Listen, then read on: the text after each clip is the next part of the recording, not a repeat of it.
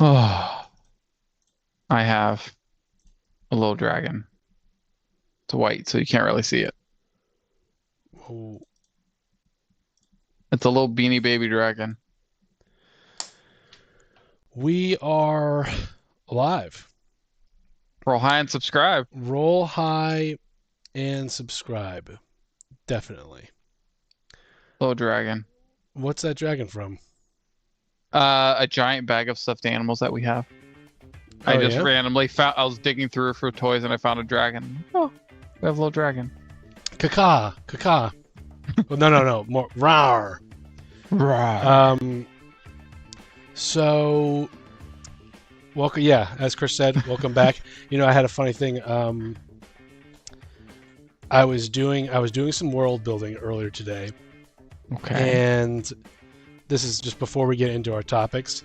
Let me just go ahead and just throw up the random tangent alert. Starting off with a tangent. I love Yeah, it.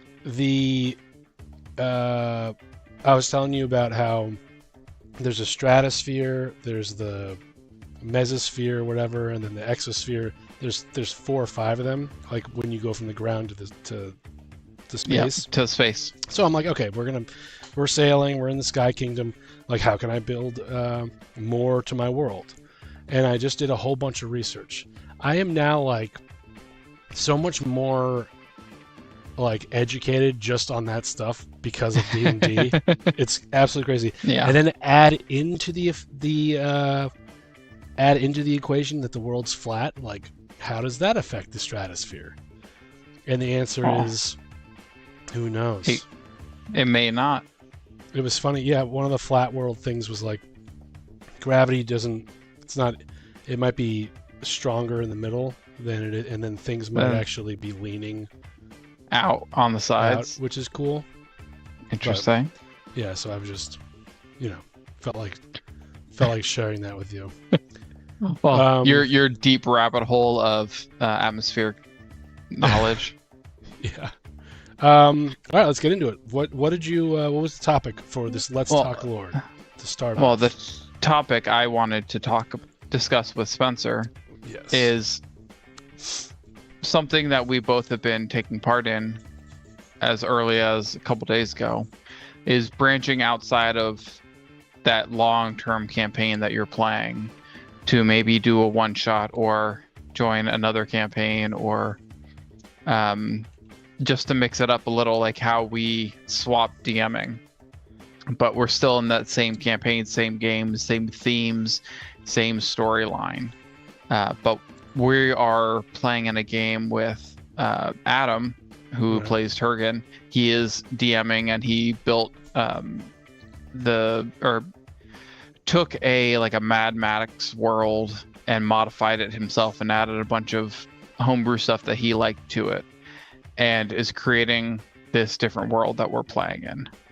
And I wanted to talk about how branching out of that same system or game or style of game that we're playing can affect, or just ways that are your thoughts on it, and how we could take insights that we learn from playing in different games into the campaign that we're playing. Well, that's a good topic. Good. Okay, so my head is like, I'm trying to pick up like all these random games I've played. Well, and it's not just D&D games, right? It's like other games. So to start off, like, I absolutely loved when you took over the DMing. That was awesome. And just from a different perspective, when you're DMing like me, like Forever DM, and you get a break and you start playing, just seeing how you DM and how people respond to what you do, good, bad, boring, not boring, gives you a little bit more. It allows you to see, just like anything else. It's like practice. Practice makes better. Sometimes a form of practice is watching and observing, and you can't observe a dungeon master unless you join us or another live stream, you don't really ever get to see that unless you pay for the tickets at these places or whatever. But also, just watching it is different. Is a different feel than playing in the game as a DM. Oh yeah, yes. So there's that. Then you add on Adam, who has decided to do like this one-shot campaign type thing. Like mine is Fantasy World, so think like Lord of the Rings. His is Mad Max. Period. Post-apocalyptic with modern, with like weapons and So like I like built my guy, and I was like, all right, he's gonna be a fighter. I haven't played with a ranged guy, so I was like a fighter who's gonna sit back instead of like storm up and like kill everyone. He's gonna add support and fight from afar. So I was like, all right, arrows and bows and all this stuff. And it turns out when we started playing, he was like, all right, go get your weapons. And he had homebrewed like all these weapons. I got like a free range of the armory. Yeah, I have now, instead of being like a in the back shooter, I'm now sitting there with like, I'm like essentially Terminator 2. And I'm like up there with the big gun shooting all the police cars and stuff in that awesome scene, by the way. And so the different settings. So to go back to what you're saying is like you have different settings. How does that DM incorporate that homebrew? I think he's doing a good job so far. I mean, it's insane. Like I do all homebrew stuff too, but it's like, you're homebrewing for the generic fantasy world. Yeah, like a traditional. Yeah. And it's a different.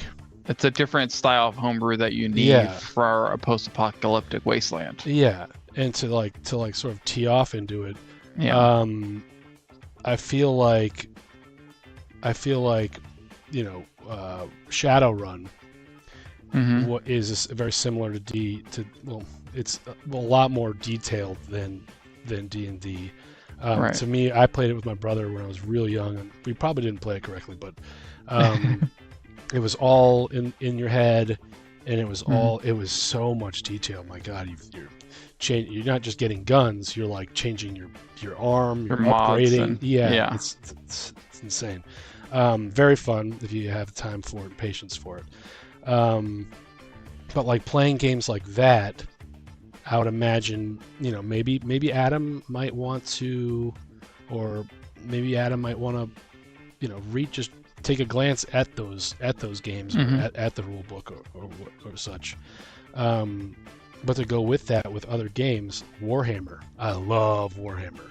I wish I had time to play it. All I had time to do was just paint models and stuff.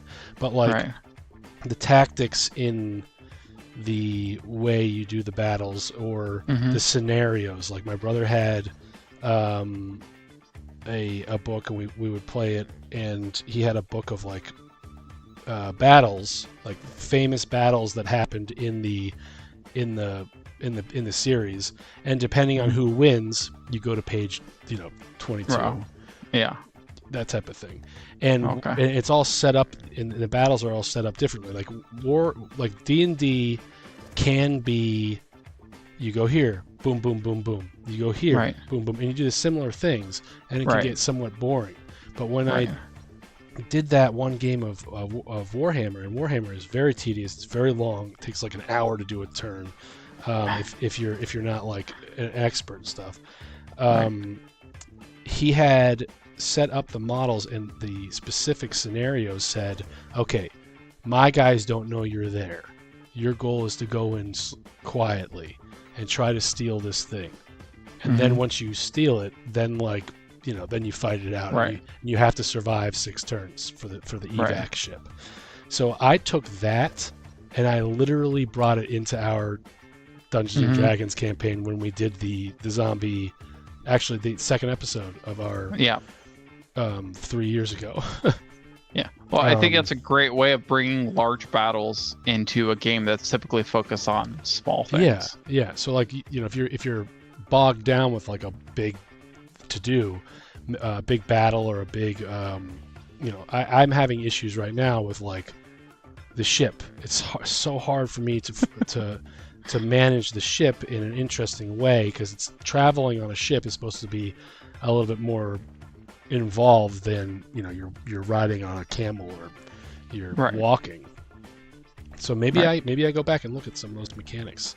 It's the mechanics really, but what do you think? I think I love the idea of looking at these other games and seeing what their heart and their core is, and trying to bring some of that into your campaign.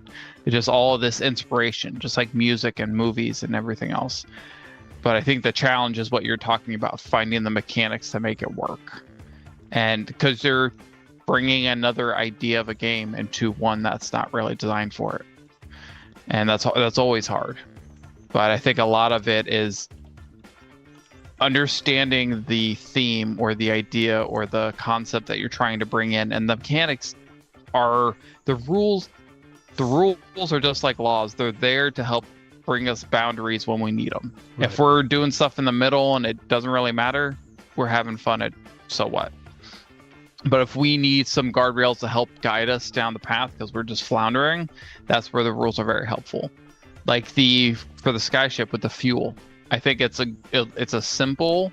There's a crystal. We have to get it. We don't know where it is or how to get it or any of the complexities. If it needs to be complex, it can be. If it's just like we need to go buy some crystals so we can stock up on a resource, it can be that too. It can be as complex or as simple as we need it to be to facilitate it easily. Yeah. I mean, just as a general rule of thumb, I would say that if the game is getting slowed down, taking a break and changing it up a little bit, letting someone come in with fresh, like when you took over for me, fresh air. But you know, but I also learned a lot from it. So that helps you. Like, how did you get? You know, this Let's Talk Lore podcast is all about immersion, and tips for immersion. Players and Dungeon Masters alike.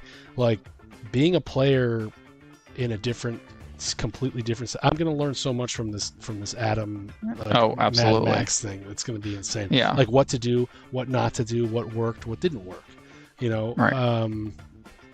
The mind's eye is one thing. You know, I like to do the visuals with the tabletop simulator. I like you guys to have your own models that you built. You own the piece. But like we don't do a lot of mind's eye. We do mind's eye, but not a lot. Well, no, I mean it is the theater of mind. Yes, the theater of mind. Idea. Adam is all theater of mind. And he'll give you photos. Love the photo thing. Oh, I thought it was really great. I'm having a hard time explaining it. Here's a photo for you to get the feel of it, it worked. It worked perfectly. Yeah, and what we were doing. I knew it was Mad Max, but like once I saw the image of like the town that we were in, like how desolate and like I mean it was a huge city, but like the wasteland around it. Oh my god! I was like, okay, so I guess we're not traveling. So this might be a little harsher in the desert than we thought. But like you play all different types of campaigns, one shot or multiple shots, I guess. What? Well, go ahead. What's your question? What have you been able to like? Because I only play in this one that we do. Right. And you know what? Are you able to see like certain things that like worked in them and wish that you you know as a player would have that happen here, or like as you're DMing, like how does that? So a metaphor. So not necessarily a metaphor, but for work I teach yoga, and one of the things that I talk with some other teachers and friends, it's like going to another class, taking a class from another teacher is a great way for me to understand the phrasing I'm using, the sequences I'm doing, the postures I'm doing, my own how I'm moving, a way to put myself in the student's place and understand their view of a class or what of a flow or how it moves. And it's the same thing. I found it's the same thing with playing with a bunch of different Dungeon Masters. There's a West March game I play with, and the way it's set up, there are, I think, 10 or 12 different DMs on the server. Not all of them DM at the same time, but whoever is able to DM, they'll play a game. So I've played with 8 or 9 different DMs on that server. That's sick. And they're all different feels, different styles, different focuses in the play. Some more comment, some more role play, some more music or the feel, the descriptions, and a lot of inspiration that I've got for the way I DM is from them, and from you, and from my my local group, where there are 6 of us and we cycle DMs. Right now we're finishing the first half, or last night we finished the first half of Descent into Avernus, and we're taking a break, and then another player is going to start up Storm King's Thunder, and then we'll come back to Descent to Avernus probably in a year and a half or so whenever we get to it and finish that up. But it's a way of forcing this break so DMs don't get the burnout. Yeah, the burnout. So we're not playing one single campaign for a year and a half and you get bogged down on all the minutia of your character and you're only locked into that world. The nice thing with switching it up, you get to play different characters, you get to DM, you get to see all the different styles. And seeing all the different players get the feel of a DM and then come back to a player and see how they play differently after DMing. Oh yeah. Like there's one guy at the table who's DMing Storm King's Thunder. It's the first adventure that he's DMing for like this rotation that we're doing. And I'm really interested to see how he comes back to a player after DMing. Because there's a lot of times when he gets frustrated after failing certain things. And as a DM, you fail all the time. Oh my god. Well, it depends on what the word fail. Like, what do you? It's like the idea of you're going into combat so your characters will die. You're purposely sacrificing them for the progression of the story. And I think sometimes as a player, it's hard to like, I'm trying to do all these cool things as a player, and the dice just don't want me to do it, and it sucks. We all have been there where all you're rolling is anything less than 7 all night. Well, being fluid is like key. But well, it's the idea of rolling with the bad rolls of like, yes, even though it's a shitty roll, still having fun with it. Yeah. So I'm excited to see how, because whenever he rolls bad and starts to get down, I always try and like lighten it up because that's just who I am. I make jokes all the time. So what? So like the DM rolls terribly? Well, the DM rolls terribly, and I'm going to be excited. Yeah. But I'm just interested to see how his the way his play might change after DMing, because it's always going to change after you step into that DM seat. Every time you do it, you're going to learn more and interact with the players and understand them a little bit better. Well, that's especially if it's that same group, right? And it's a fun way to also, like, if you have a problem player, you know, and we will do another problem player episode, which is different. Like, how do you, you know, a lot of times, and I've read, like, you know, for a problem player, like, what do you do? Like, you know, hey, I want you to play this way. Well, that guy plays that way in every game. Like, I know the guys I play with. Right. I've played other video games with them. They're the same way. It's like the same thing. So it's like when you swap the DM role, or you put them put them in the light, make their moves matter, their decisions matter. It helps to, like, especially like if I were to take Matt, you know, as much, and I always bring Matt into it because he's the crazy one, and I love the chaos that he brings to my DMing is insane. I enjoy it. I enjoy it. I feel like I've let you down because I've been trying to bring chaos into the campaign as much as I can. Well, the dice gods have been you know, against me, against that goal.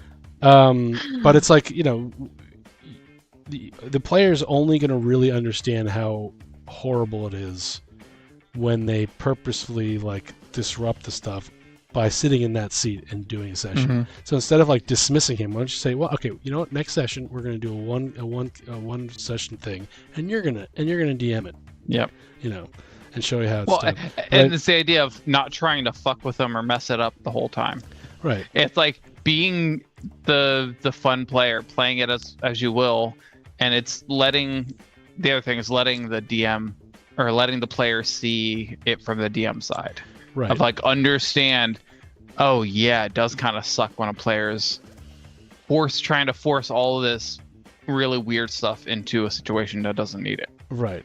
And I think that, like, again, being fluid, my parents have always taught when change happens, it's very important to be like fluid, able to. I'm not the best at it when it comes to like easy things, but when big changes happen, you got to be able to just like go with the flow, make sure you're okay, and maybe. But to bring it back to DMing, you know, I plan this whole thing out, and like you guys decide, screw it, let's kill this guy, or like, you know what, that's not interesting, let's go somewhere else. Well, you know what, like. You guys are ultimate, and when you guys do that and decide to go somewhere else, and I've just spent like the week doing this, it's not first off, it's not your fault. Well, I mean it is, but it's not. Sometimes like, it is. But yes. like, you know, the players are very much in control of the game, if not, yeah, a lot of times more so than the actual dungeon master. All the dungeon master is sometimes to me is you're the stage. Well, and it's the what characters are the actors, so you know it wasn't the dungeon master back in the day. It was what, the referee originally. So it's the dungeon master there is just to help the player's story, like make sense. Yes, and it's hilarious because like, you know, if you go somewhere and do something and you witness something happen like that, whether you're a player or you're a DM, and you just go with the flow. That's such a good lesson to learn, you know, the first time I did it in life, but also in DMing. So like, you know, we'll see what happens with Adam's, you know, next time. I tried to do that. I didn't know. I thought we were going to go on the thing, and I was trying to like investigate this like magical thing, and he wouldn't let me through it. And I had known that like this is session 0. I'm not going to push the envelope, so I was like, all right, I'll back off and not ruin the plot that you've spent like 4 weeks putting this thing together. But well, I understand where he was coming from. Of like, here is the hard boundary. No matter how much you want to get through it, here's the hard boundary of this area. Yeah, but it's like he did it, but it was done in a way where it's like where it was like not wanting me to press harder. Yeah. You know, like when you had DM'd once and you were like, and I wanted to go up and like rough up the bartender, I think, because I was at Sir Richard's Carnival. Yeah, it was and it was something like it was something like no, this was before that. This was like, I don't know when it was, but I had done a perception check, I scored low, and I saw this big guy talking, and I thought he was talking shit. And so I went over to confront him, and like instead of like derailing the whole game, you sort of had it. You were like, he puts his hand on you, and it's the heaviest hand you've ever felt, and like, you know, he is very, very strong. And you were trying to like warn me, but I was like, well, my guy is a barbarian, and I'd like to,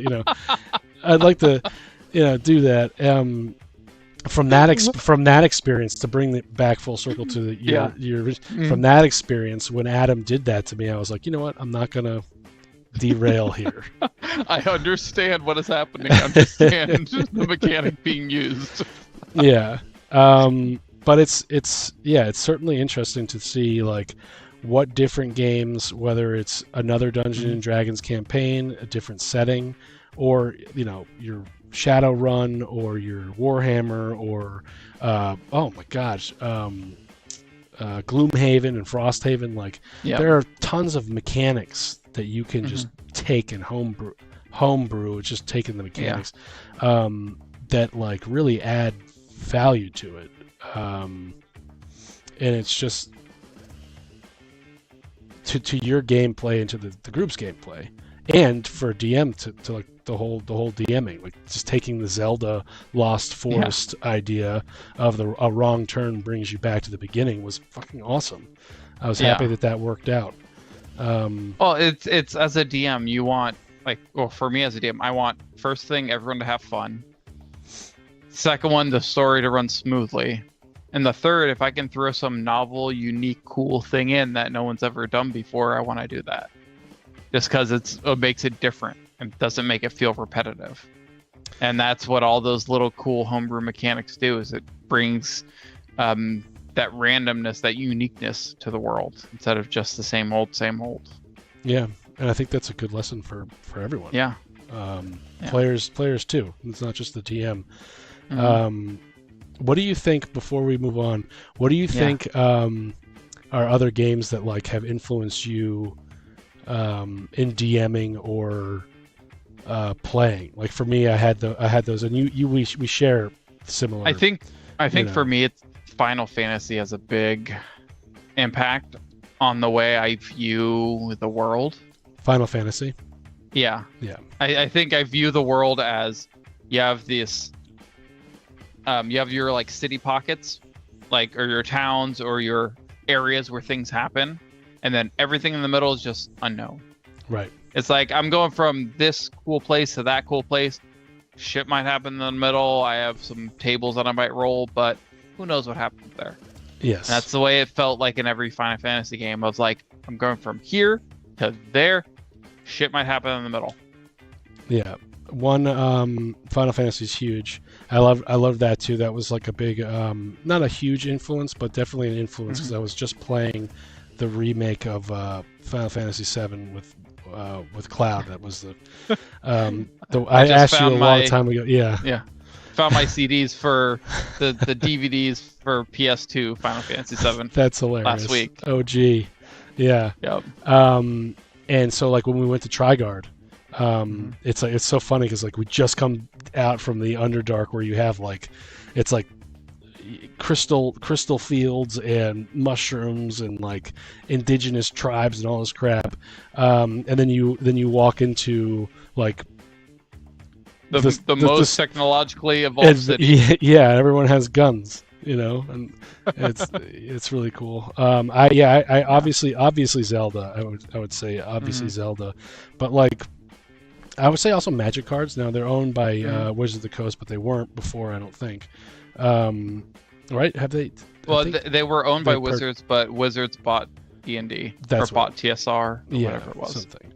Yeah, they were separate before they're together. Just flipping through books and watching movies and playing Magic cards has made it visually mind's eye enhanced for me. So like when you say, I'm sitting there, I don't have a model for zombie walls, and that's a homebrew, and I'm trying to describe it to you, hands coming out of the walls, eyeballs, people like just looking at you.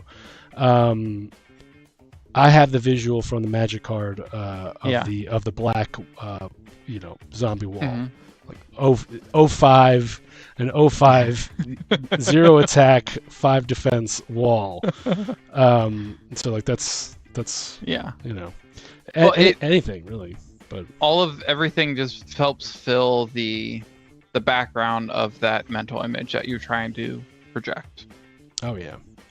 So it just gives you more inspiration to draw from, which is always great, always useful. And I had someone ask for a topic. I'm trying to find it here. And go ahead. Well, while you're looking for that, I'll bring it back to our game that the game we're playing with Adam. Mm-hmm. In that game, the race I chose and the subclass I chose are all homebrew ones that I made specific for that world.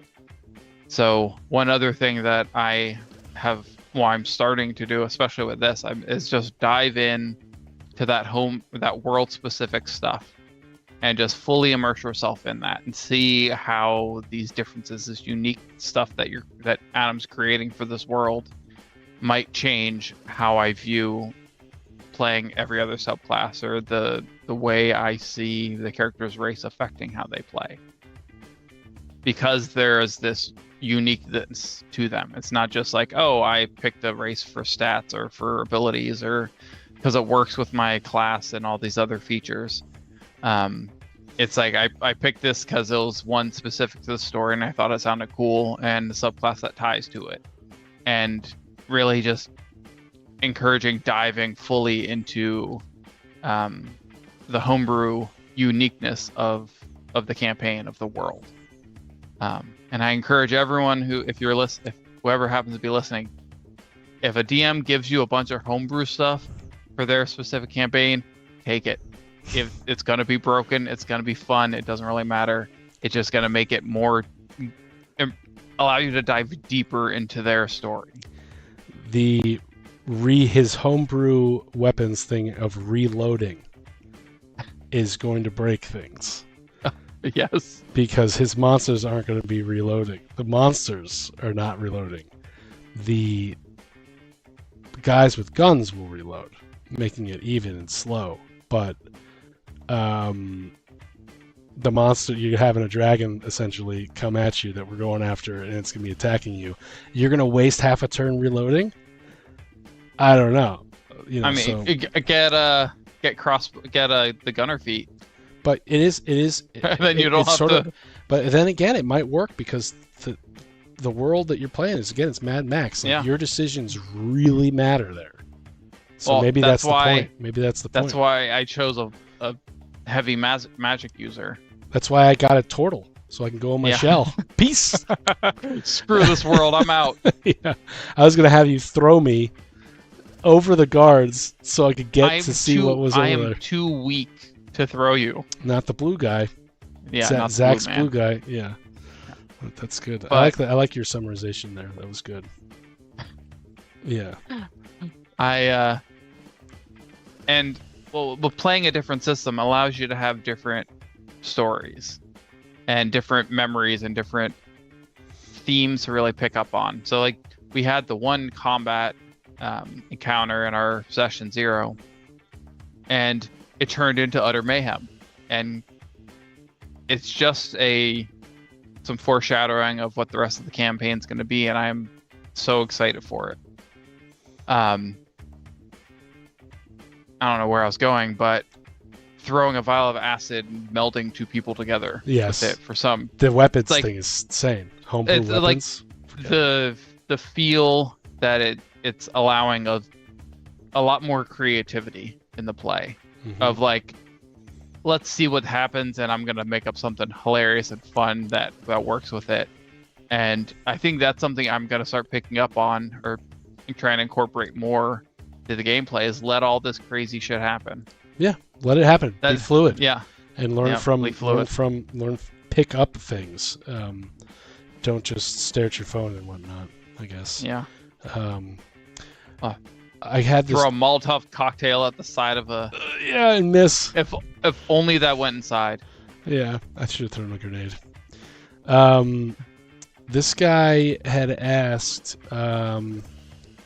for what our favorite Doom Hand, your favorite and my favorite Doom Hand encounter that we have played in our sessions. So, and I'll go first to give you some time. So I see you're staring away. You're like, I gotta pull this. I have a good one. I have my go-to, but I'm thinking if there's any others that I love. Okay. So you go first. I mean, I'm all wrapped up in the forest. I loved it. But the encounter that I liked the most, I would say, I really liked the ship being on the water. I liked the sailing. I liked the random. That's when I really got into the random elemental encounters. Not all encounters have to be active. They can be passive in the sense that like all you're doing is sailing on the ocean, and there's a breeze. Everyone has a memory, or and what is that memory? And then you move on. That's the encounter.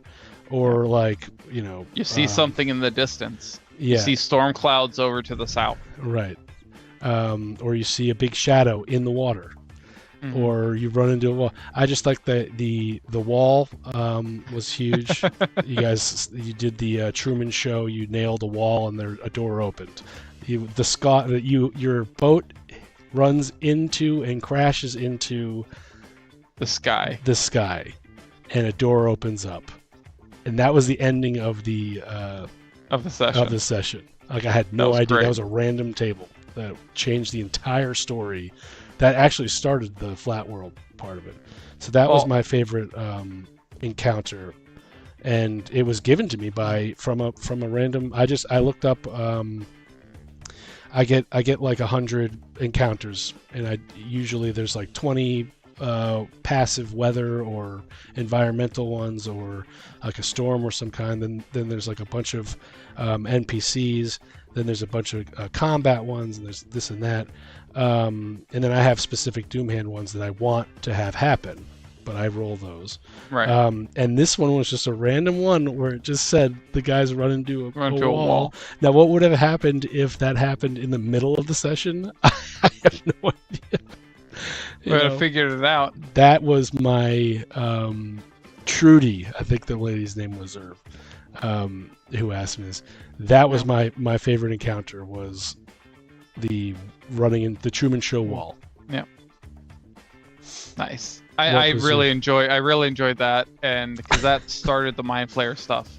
Yeah, it was crazy. That started the prep for what became our in-person session. Oh yeah. Sessions, yeah. Yep. So my favorite, my go-to favorite is Lone Star Kraken fight, because that's my favorite sacrifice of a character I've ever done. And I just love that whole scene and how confused everyone was until it happened. Dude, I was DMing. I was in complete control. There's no way you guys were going to win that battle, and you it was insane. But I think my favorite non-combat encounter, there is combat in there, but that wasn't the focus, was Shar, the avatar of Shar, ransacking the temple in the desert. Oh. It created a sense of urgency, a sense of, we have to get the F out of here. Oh, there's a purple worm tunnel. We're going into it to get away from this shit. It really amped up the fear, we gotta save our characters. Lone Star tried to hit on the avatar of Shar. Don't ask me why. That was a choice I made, but it was a choice Lone Star was making. And you gave me that hand on the shoulder saying, I will kill you if you don't run right now. Well, listen, decisions have... I took your advice. I mean, it's always nice when the player is potentially doing something really, really stupid to give them at least one warning. Even if you have to break everything, you will die if you do this. Yeah, I do agree with you. I will say that encounters that have a sense of urgency are always going to be more memorable than, not to say that they aren't. Again, my wall thing didn't have any urgency other than the fact that I was like, I have to figure out how to build this dungeon. You had urgency. Yeah. But dude, that was I didn't realize that I had put that sense of urgency in everyone. I guess I have to do that more often, but the boring, to go back to the ship thing, the boring encounters on the ship, you run into sea pixies. There wasn't a battle. You run into a bunch of mermen doing races. Did you win the race to get the thing? That's not really eventful and stuff. But once you had the run-in with the, again, random encounter, once you had the random splash up on a boat of a Kraken priest, and the Kraken priest told you my maker my lord is going to be wanting you to give me all your magic items, your most powerful items. If you did, he would go away, and that's the last you hear from him. If you didn't, which you didn't, he said it. Lone Star did. Yeah, in 1d6 days. He's coming. Yeah, my lord is coming for you. Now you knew he was a Kraken priest. I don't think there's a couple people who didn't know it was a Kraken priest per se. And he was put up on the boat by a tentacle. Yes. No. He splashed up on. I thought it was tentacle. He was tentacly. Oh, he was what's his name from Pirates of the Caribbean. And all of a sudden the sense of urgency kicked in, and those sort of meaningless encounters where like you're traveling and okay, now you're gonna have about a half hour of game time play, not game time, but in the fantasy world, about 30 minutes of just observing like a storm or something. That observation of that storm, when there's a Kraken coming for you, has a completely different. That whole sense of the Kraken coming. We looked at the map we're given and said, where's the closest land? Yeah. And we were going there Yep. until a random encounter threw us all the way on the other side of the map where we did not want to be. Literally all the way. All the way. Yep. Yeah. Thank you, Whiplow. Yeah, that's why I had to build the Narita Port turtle. Yeah. I was like, these guys need to get out of here.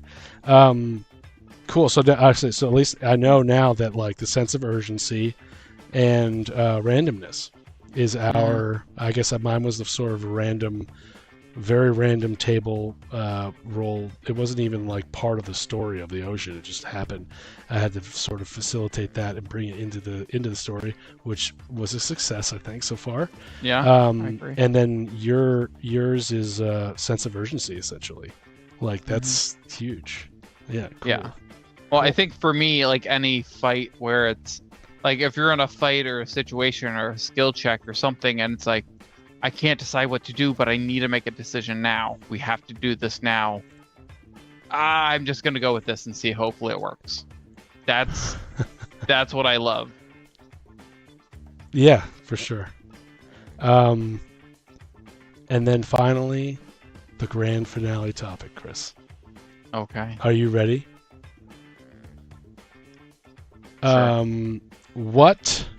How does playing D&D add value to your, I would say, in grand life? Like, how does it change it in a better way? What values do you get from it? Okay. It's gonna be a long list. So, one, probably the most important one for me, especially as I'm getting older in the way our world is going, is I get to communicate with friends that I enjoy to hang out with and spend time with and chat with. I think that's really the biggest thing, is just being able to spend time and have fun and not have to worry about anything else in the world except the stupid made up thing that we are all, this shared fantasy that we're building together just to all together have a laugh and have fun and find a little bit of release or ease or whatever it is. I think that main benefit is just being around other humans and being kind and enjoying other humans' company. not being so kind to the NPCs, but that's, well, depending on who you are. I don't know if convincing a mind flayer to have sex with you, Chris, is being kind, but she thought it was. She thought it was. It was. Very characters weird. make their own choices unless the dice say otherwise. And so do NPCs. Yeah. The creative outlet. Oh yeah, Huge creative outlet. Sure. Stress relief.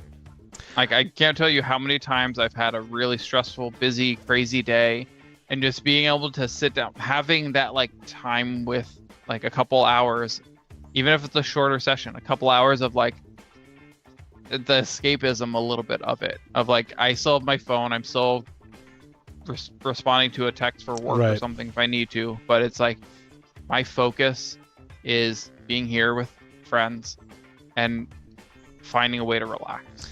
I agree with you. I think that the escape is not necessarily the right word to use, because I feel like when I use the word escape, it's like I'm escaping something. Yeah, I agree. It's in a negative way, but the escape from my world, it's like a break. Yeah. A break. It's not an escape, it's a break. Right. Is huge. I also, the camaraderie between talking, and it's like what values do you get from D&D? So yes, you get the break and you come back and you're stress relieved. So the relieving of the stress. The value that I get is, I think it helps me communicate. Like I'm horrible. Absolutely. I am a 100% visual person. I can look at the goddamn dragon and I know exactly. That's why as a player, I always liked it, because I knew exactly what I was like, oh yeah, and what happens? What happens? But being able to practice articulating it, practice telling a story, practice improv. It's sort of you do it over and over and over and over again. You develop a certain skill that you didn't necessarily have. I don't know who wrote the book. Gladwell. It was Tipping Point. I think in one of his books he was talking about, or maybe it was Outliers. He was talking about how like you spend 10,000 hours doing something, you become somewhat of an expert at it. Right. So like, what are you becoming an expert at in D&D? Well, it's like, you're communicating. You're learning how to enjoy other people as presence. You're learning how to have camaraderie. You're learning what to do in certain random situations, what not to do, how to think outside. You're playing someone else, how to get outside your body, outside your mind, into someone else's mindset. So that does add. I don't know what type of value it does, but it does add some type of value. That you leave the game with having that you didn't have when you started. Well, it gives you a perspective on you and how on everyone else. Like if you put yourself into someone else's shoes to play a character, you're gonna learn something about yourself, something about characters in that situation. I mean, there's a reason why there's a joke on social media of like, I didn't go to therapy, I just went to D&D instead. Because there is that very therapeutic aspect of it, of being able to not necessarily work through traumas, but understand different situations and see how they play out. Right. Especially for me, for years, it was very challenging to speak up into situations. Yep. And like self-confidence in those situations, and especially with playing in D&D, it's like, well, you gotta talk if you want your character to do something. Especially if you're in a voice chat of everyone's vying for mic time, and it's like, if you're not going to do something, you're not talking for 2 hours. Yes. And that's not enjoyable. Yeah. Well, for me, that was not enjoyable. A side tangent, but not side tangent. The quick DM tip. Notice that the person is not talking. Notice it and bring him in by saying, "What do you think?" Like a teacher would. So something that I do as a DM is like, before I leave an area, I'll check in with everyone. You also do it as a player. What are you doing? What are you doing? You also do it as a player. That's something that DMing has helped. With this campaign has helped me to do, is not just be a DM when I'm in the DM seat, but when I'm with other players, ways to try and reach out and pull people into the story. Be a co-pilot.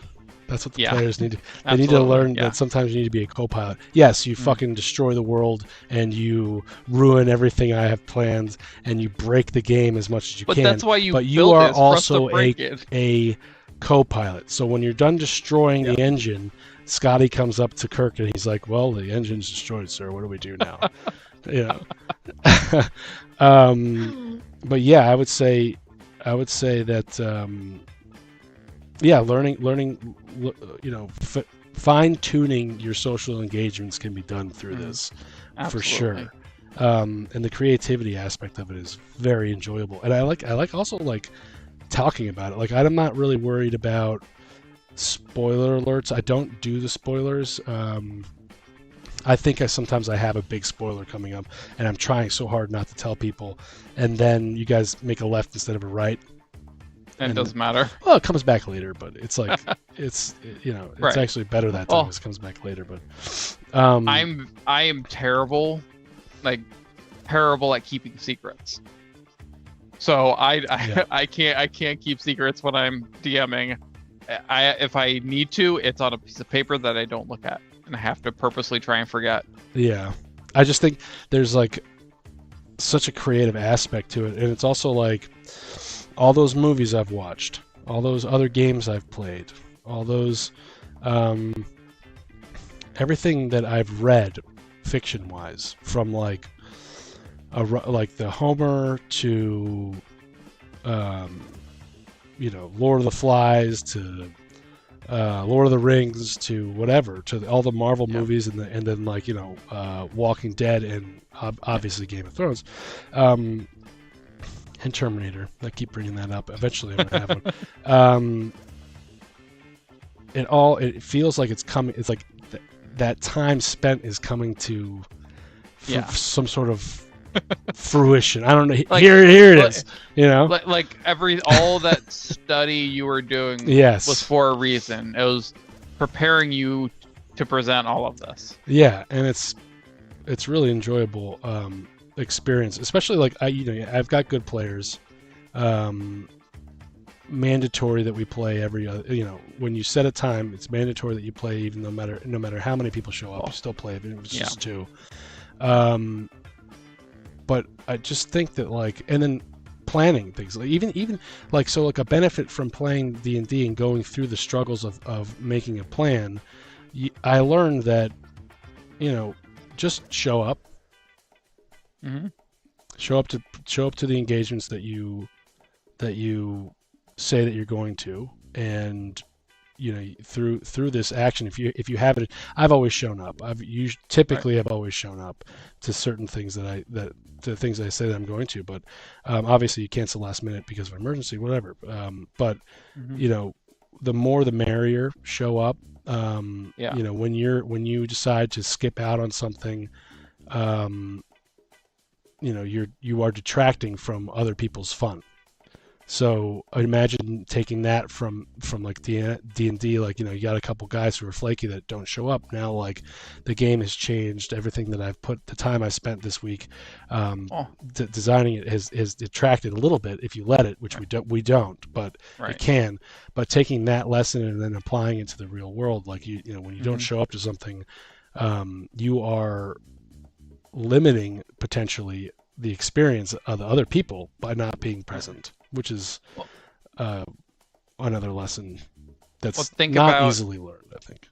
Think about what happens when there are those flaky people in the group.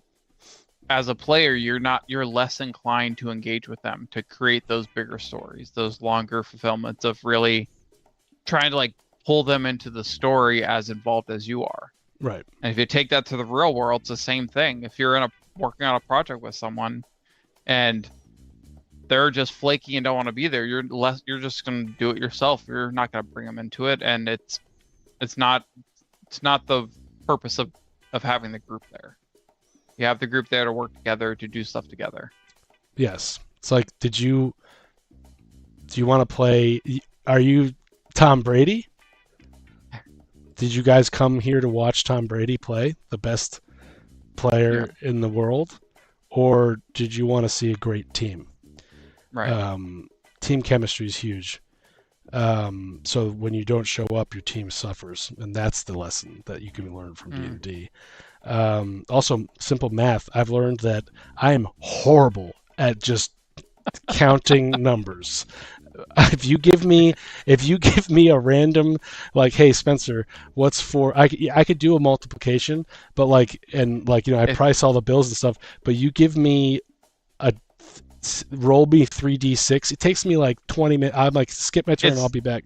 It's the pressure of it. I figured it out. It's not the math itself.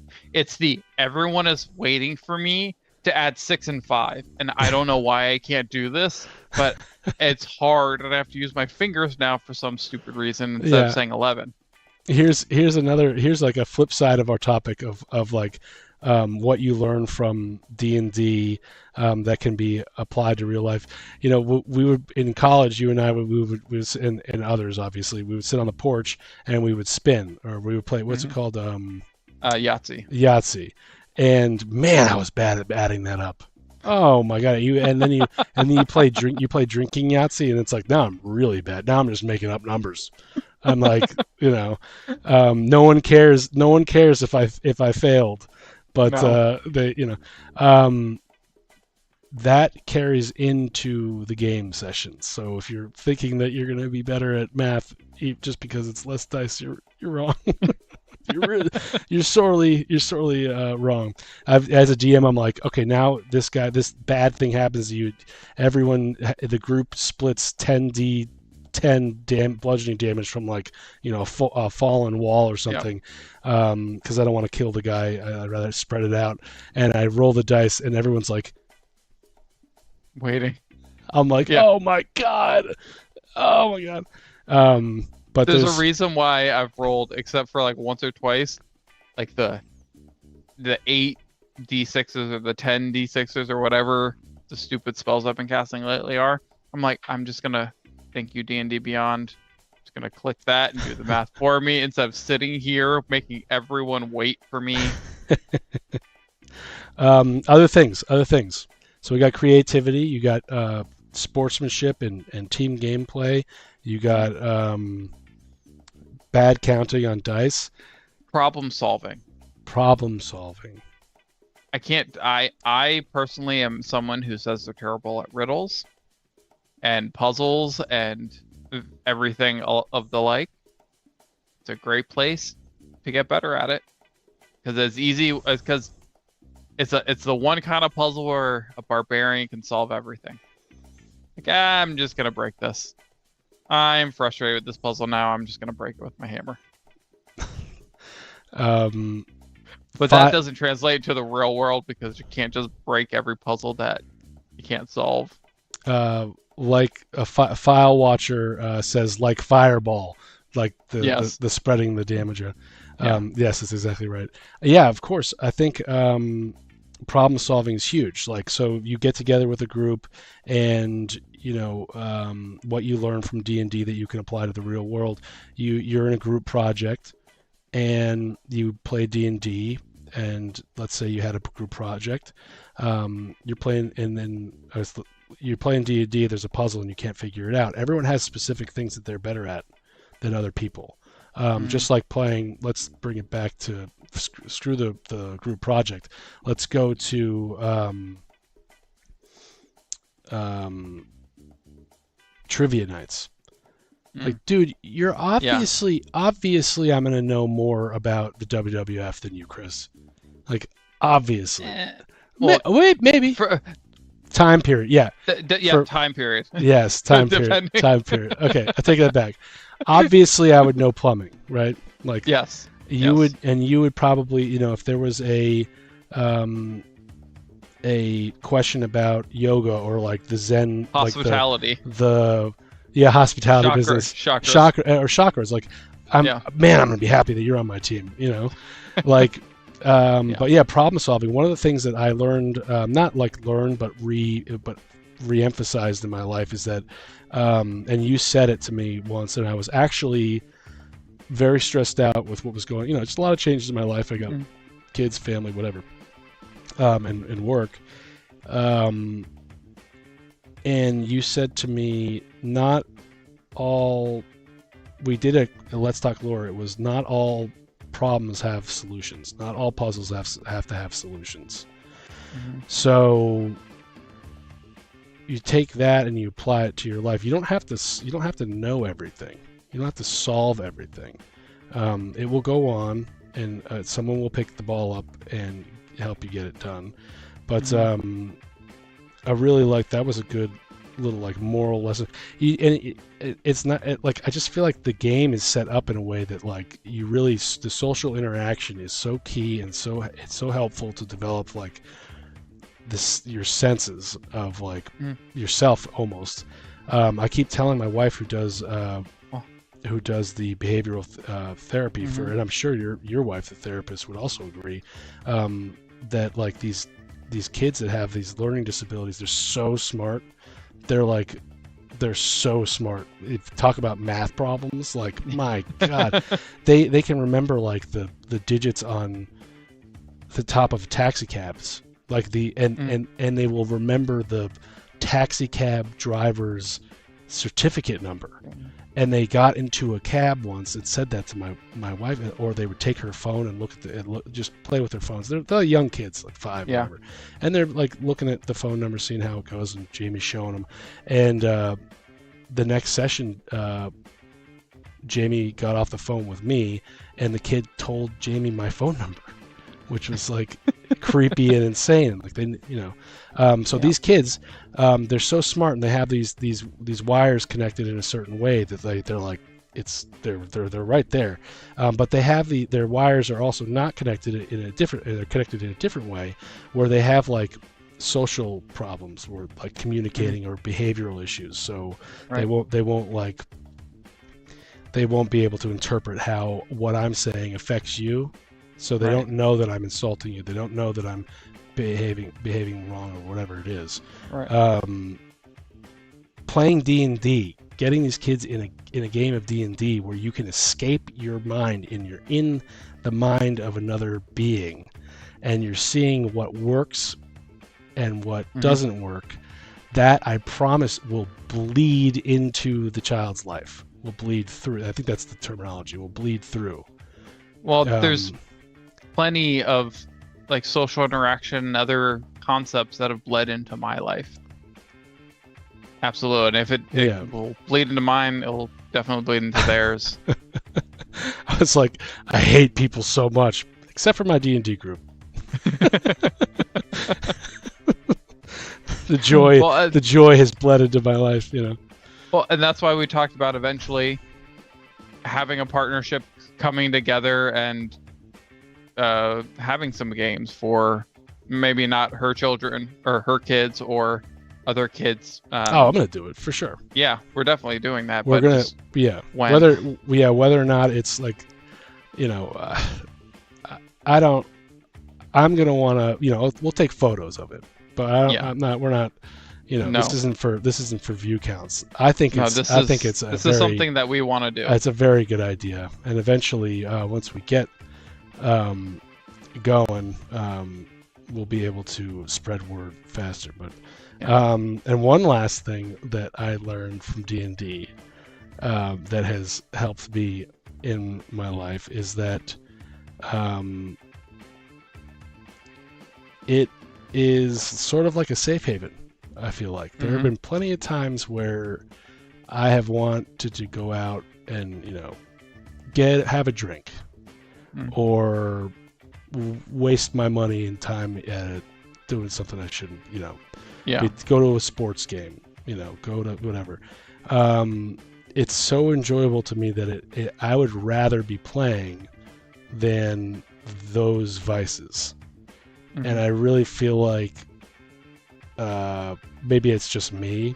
I'm sure that other people don't feel the way that way about D&D, but just have something like that in your life is very meaningful, very powerful, to me at least, I think.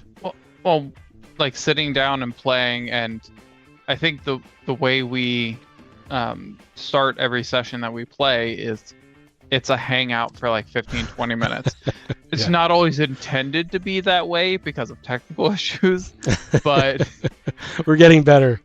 Yeah, we're getting better. But there's always this moment of like, we're just friends sitting down, hanging out, and like conversing about the day. How are things going? Just like shooting the shit of like being friends and being humans together that are communicating and coming together. And then we're like, all right, let's play this ridiculous game where we can do crazy, stupid things, and then we're gonna laugh about it for years. Definitely. File Watcher says the first 20 to 30 minutes is totally just goofing around. It sure is.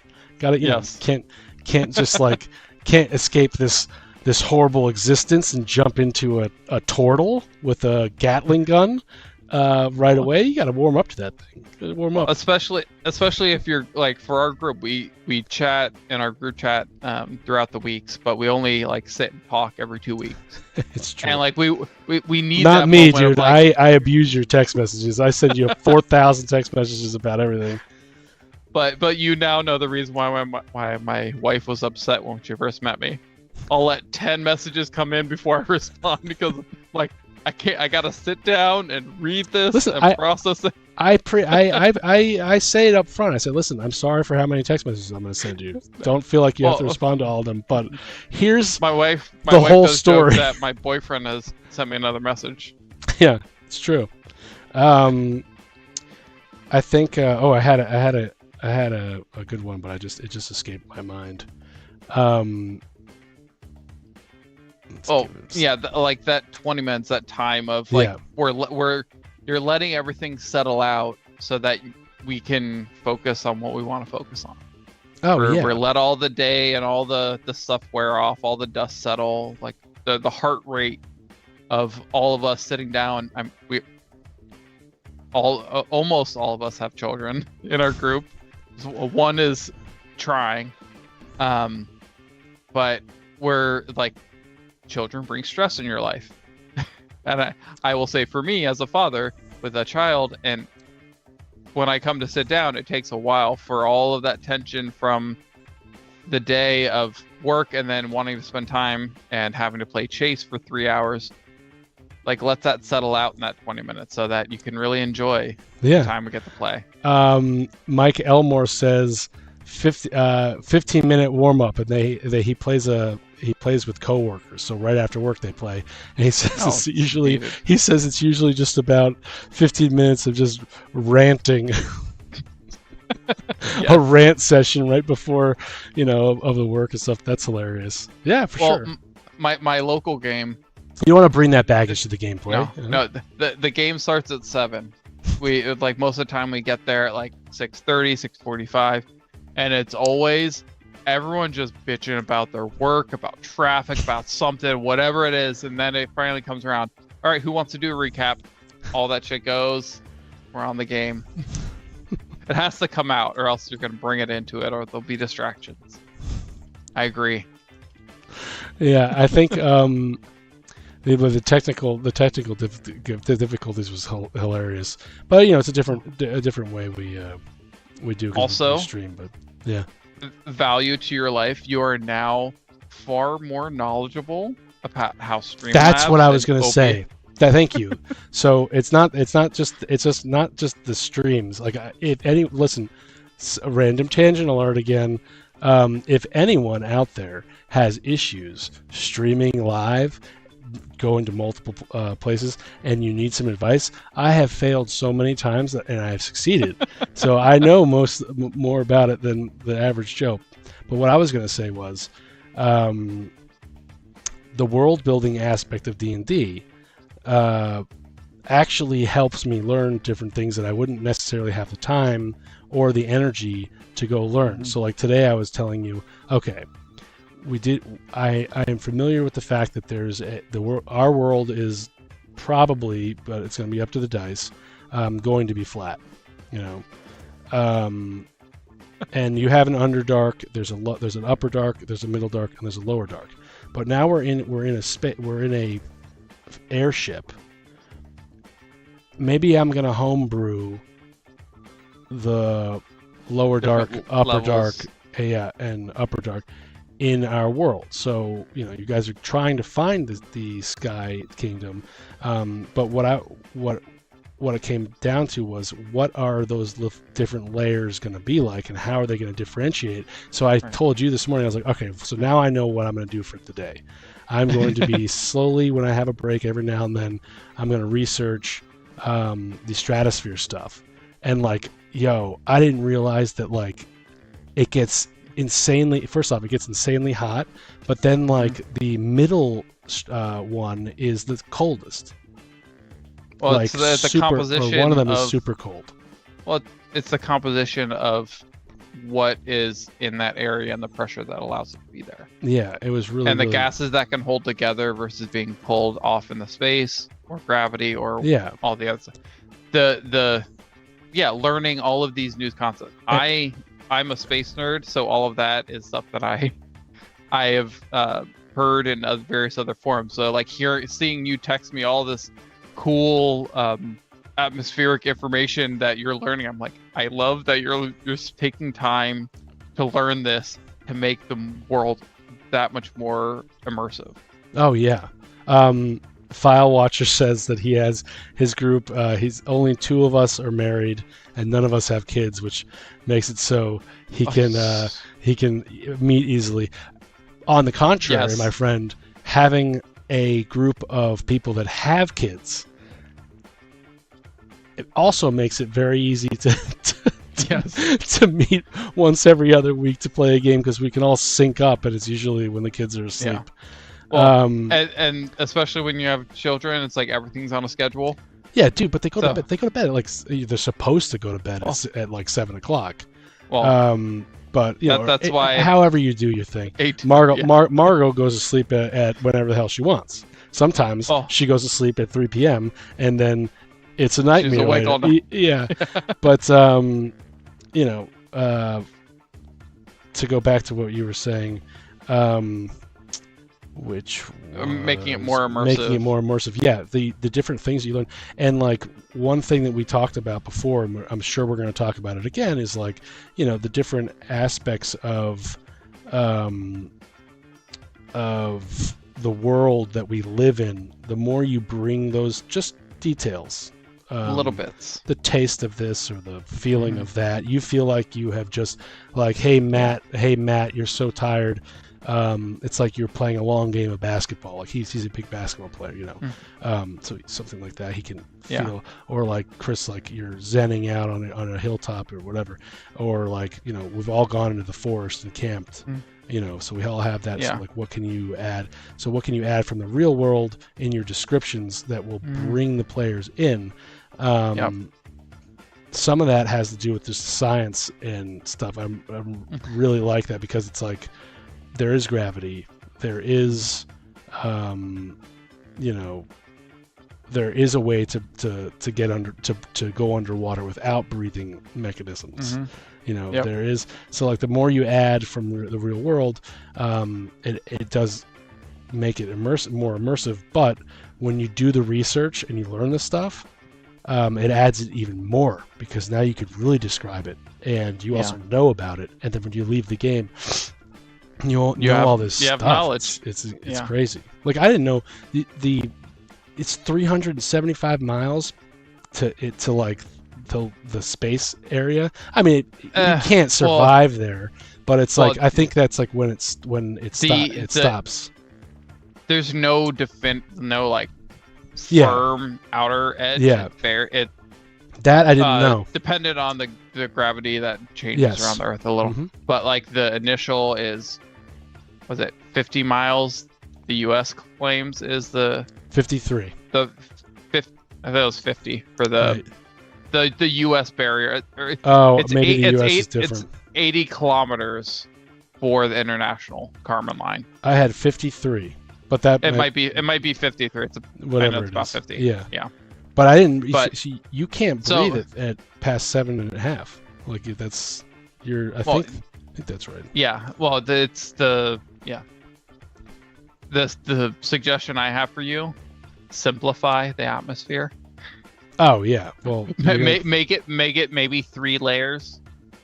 Like, to have it like the Underdark. Yes. Like, you have your just like 3 that go down. Yep. 3 that it doesn't have to be super complicated. Well, you have your commercial. Yeah. Which is run by the police. Then you have the Sky Police, and you haven't gone to the gas station yet. Then you have your middle light area, or middle whatever sky area, where Lord knows what's going to happen. Then you have your upper, which is going to be sort of like the lower dark. How is reality? Is the moon in the upper? the moon. I think I'm gonna have the sun and the moon orbit our planet. Okay. Right, and we've already determined that the moon randomly showed up. Yeah. So for whatever reason, it's on an opposite. Arc. And maybe there's a science Well, to it's- that, which it's is why the world doesn't. Without one, Here's your world build, a little world building thing. The mind flayers are on the moon, right? And they like the dark, so they set it up in the complete opposite of the sun, The so that opposite they side. could always be in the dark. Yep. To protect them from. the perfect inhabitable Yep. area. Yep. Just learning there's so much like science and shit you can bring in, which is very interesting and neat. I think. And Well, like, and just a little bit of research into Yeah. these various topics can bring so much more into the feel of it. 100%. I think that was a good discussion. Yeah, it was pretty good. That was Thank a good. you all for Listen, guys, that was a good Let's Talk lore just there. yes. It Okay. was. Not only should, if you haven't already, roll high and subscribe. Yes. But that was pretty good. I can't wait to play our game on Monday night. I have something planned that is probably not going to happen, but I've been planning it anyway. Well, you can. There's one person you can tell that can make it happen. Who's that? That's Stag. You can tell me, and I can make it happen if you want to do it. I'm not going to do it. I'm not going to do that. You know, Stag is persuasive on guiding our group.